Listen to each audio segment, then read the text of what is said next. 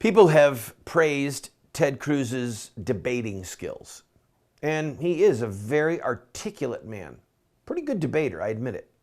The difference between him and Trump is, well, there's several things. Number one is Ted Cruz feels to me, and I'm a public speaker, I've given hundreds and hundreds of public speeches, maybe thousands. Ted feels a little canned, like the lines are just a little too memorized with the delivery, with the hands. And Donald Trump feels, to the viewer and to the hearer, he feels way more spontaneous and like he's speaking from his gut. And clearly he is. So that's one difference. Another difference is Trump brings a credibility, a gravitas, in spite of how outlandish some of the things he has said are. He brings a gravitas when he stands there and sticks his lip out and shakes his head and makes these faces. And he brings a credibility with him that is, in my opinion, is much stronger than Ted Cruz's. And he also has that aura about him of like, look, I'm a manager, I'm an entrepreneur, I'm a businessman, and in these fields, I have shown leadership. Mexico is going to pay for the wall. And when he says it, people believe him.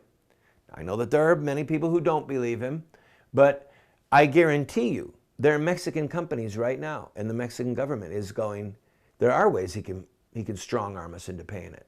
There are. And don't be a bit surprised, ladies and gentlemen, if he becomes the president of the United States. If you see, in one way or another, Mexico footing the bill for the wall. And the other thing, and then I've got to play this clip for you. The other thing is, if he wanted to be really populist, he would say, we're not going to allow any illegal immigrants to work on the wall. This is going to be a jobs creator for American citizens, not for foreigners. Watch what happens. If he becomes president, you can believe that there is going to be a wall, okay? All right. By the way, Ted Cruz's campaign is in trouble right now. It is. Because if Cruz can't win with evangelicals, well, let's play this clip and then we'll make the point.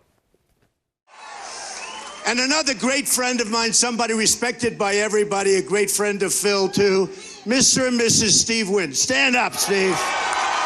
Stand up. Two great people. Steve is always calling. He's always got advice, right, Steve? Donald, I think you ought to do this and that. His advice I like to listen to, I'll be honest with you. So Phil and Steve and families, we appreciate it. You've been great friends. Thank you. Thank you.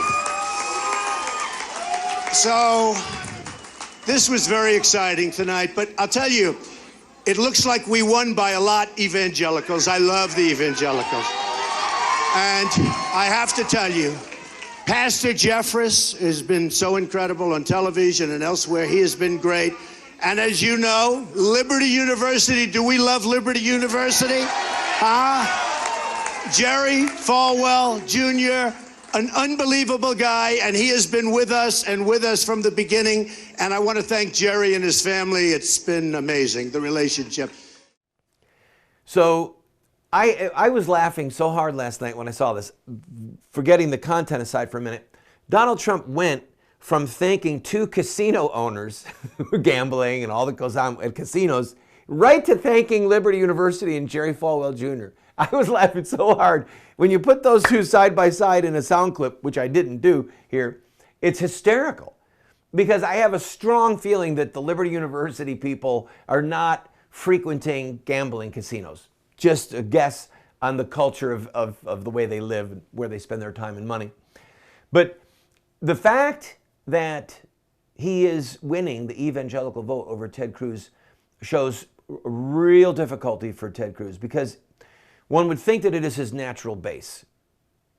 And if he cannot win his natural base, then he's in trouble. What Ted Cruz has going for him is that he won Iowa. Marco Rubio hasn't won anything, okay? He won Iowa, and right now he's ahead in Texas. The problem is, in Texas, his lead is shrinking.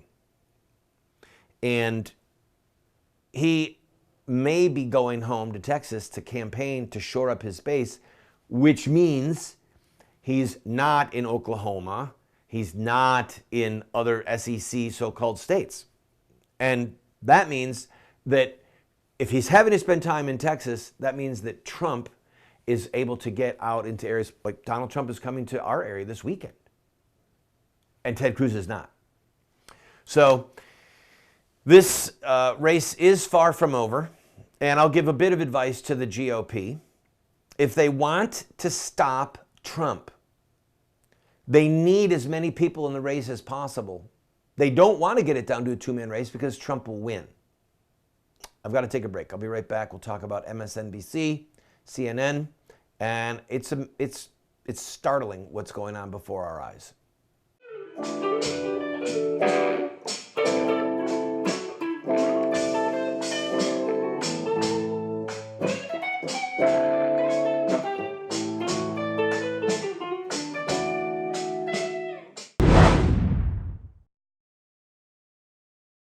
Friend, this TV show represents a mission. It's to be a voice of resistance to the evil in the land, but also to inspire people like you to take a stand at any level that you might be able to equip you, to inspire you, to challenge you, to give you the rhetorical ammunition that you need. But we still have to pay bills. This program, as you know if you're a regular viewer, we don't spend a lot of time raising money. We don't spend a lot of time saying, oh, you need to buy this and we're going to run. No, we're bringing you a message, but we still have bills that we need to pay. I'm asking you, if you have been blessed by this show, to please go to our website or send a check to the address you see on the screen or call the phone number that you see on the screen and use your credit card and to give $50 or $100 or $500 just to help us meet our normal expenses. And we'll keep bringing you this hard-hitting show.